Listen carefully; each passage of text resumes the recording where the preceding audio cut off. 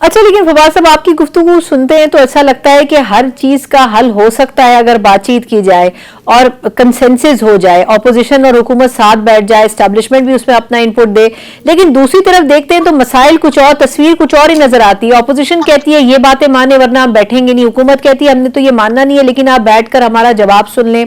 अब एक grand alliance बना रहे हैं, उसमें कह रहे हैं पूरी तहरीक शुरू करेंगे ईद के बाद, तो ये कोई कंसेंसस होता हुआ तो नजर नहीं आ रहा है इस वक्त सियासी माहौल में।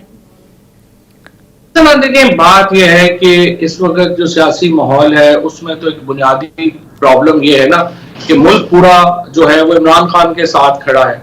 मुल्क का इस वक्त 80% जो वोटर है वो उसको इमरान खान के साथ खड़ा है, और लेकिन दूसरी तरफ जो बंदूक की ताकत है वो दूसरी तरफ खड़ी है। अब ये पीटीआई जो है या हम लोग जो है ये मिलिटेंट पार्टियां तो नहीं है ना। हम क्या उसके ऊपर अगर एक कमरे में 500 आदमी बैठा हुआ है और एक आदमी क्लास लेके आ जाएगा तो फिर पावर तो उसकी जो है वो ज्यादा होगी ना, मर्जी उसकी ज्यादा चलेगी। तो the problem is that Pakistan is in this chaos।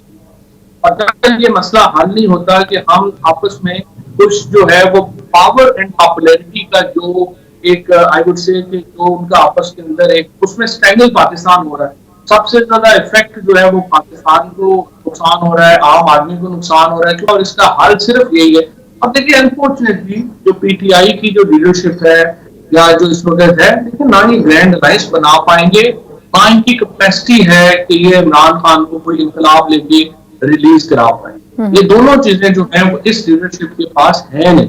लिहाजा अल्टीमेटली तो आपने डायलॉग ही जो है वो हल है। आप देखते हैं कि इसमें और हम कितना वक्त है। अच्छा, लेकिन फवाद साहब अब ऑब्वियसली डायलॉग तो है, लेकिन बज़ाहिर जब भी कभी डायलॉग का माहौल बनाने की कोशिश होती है, अभी कुछ दिनों पहले भी ये खबरें चल रही थी कि बैरिस्टर गौहर साहब और शायद गंडापुर साहब कोशिश कर रहे हैं कि कुछ मामलात बेहतर हो जाएं एस्टैब्लिशमेंट के और पीटीआई की लीडरशिप के, लेकिन ऐसा एक माहौल पैदा हो जाता है, कभी सोशल मीडिया पे कुछ आ जाता है, कभी कोई स्टेटमेंट आ जाता है, कभी कोई ऑडियो लीक आ जाती है जिससे मामला खराब हो जाता है। आपको लगता है कि ये सब कुछ क्या बानी पीटीआई की कंसेंट से होता है या बेसिकली वो भी इस पूरे मसले में इस्तेमाल हो रहे हैं? देखिए, बात सीधी है। बात यह है कि इस वक्त जो हमारे ताकतवर हल्के हैं और हुकूमत है, जैसे ज़रदारी साहब है और शहबाज शरीफ साहब वगैरह हैं, वो जरूरत ही महसूस नहीं कर रहे कि हमने कोई डायलॉग करना है, को मुल्क को नॉर्मलाइज करना है। वो समझते हैं कि हमने पीटीआई को साइडलाइन कर दिया है, जब दिल करता है हम इमरान खान को इनके मिनी ऑर्डर कर देते हैं, उनका राब्ता खत्म हो जाता है और पीछे पार्टी की कोई हैसियत जो है वो नहीं है। एक जो अमेरिका की तरफ से खतरा था कि वो शायद दबाव डालें, कि ये समझते हैं कि वो हमने जो ट्रांजैक्शन की है उससे वो दबाव भी फिलहाल हट गया है। देखिए, मसला ये है कि यहाँ तो चपरासी की सीट कोई अपनी मर्जी से नहीं छोड़ता। तो जब तक आप एक दबाव नहीं बनाएंगे, पॉलिटिकल प्रेशर नहीं बनाएंगे, तो हुकूमत ये सोचने को ही तैयार नहीं है कि हमने जो हकायक है उसको तस्लीम करना है और कोई पाकिस्तान को नॉर्मलाइज करना है। तो ये कहना जो फलानी जगह के ऊपर वो जो सोशल मीडिया पे ये वीडियो चल गई है, फलाना हो गया, this is more of an excuses. इनकी कोई अपना इंपॉर्टेंस तो नहीं है। जब मुलाकात सीरियस करने होंगे तब इस तरह की चीजें जो है वो इग्नोर होके आगे आप बढ़ेंगे। लेकिन इस वक्त मेरे ख्याल में हुकूमत को, एस्टैब्लिशमेंट को लगता है कि हम पे कोई दबाव नहीं है, तो हमें क्या मजबूरी है, क्यों हम डायलॉग करें।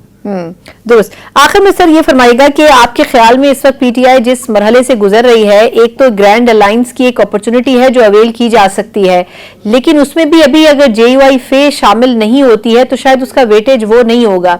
आपके ख्याल में इसमें विनर पोजीशन पे कौन नजर आता है अगर ये ग्रैंड अलायंस सक्सेसफुल होता है? वो पीटीआई होगी या आपको लगता है कि जेयूआई फे इस्तेमाल करने की ज्यादा अच्छी पोजीशन में होगी इस अलायंस को? देखिए, बात यह है कि ग्रैंड अलायंस तो होना ही चाहिए और जेयूआईएफ और पीटीआई इकट्ठे होंगे तो हुकूमत के लिए कोई खतरा बनेगा, वरना ज़ाहिर है कोई अभी तक कोई वो खतरा नहीं है। लेकिन चूंकि मुझे पता है बड़ी चीजों का, मेरी मौलाना से भी बड़ी मुलाकातें हुई हैं, मेरी खान साहब से भी काफी ज्यादा इस पे मुलाकातें हुई हैं, और मैंने ही एक्चुअली उन्हें कन्विंस किया था और आपके सामने मैं आपके प्रोग्राम में साल से ये कह रहा हूँ कि ग्रैंड अलायंस बनना चाहिए, इसके अलावा और कोई रास्ता जो है वो नहीं है।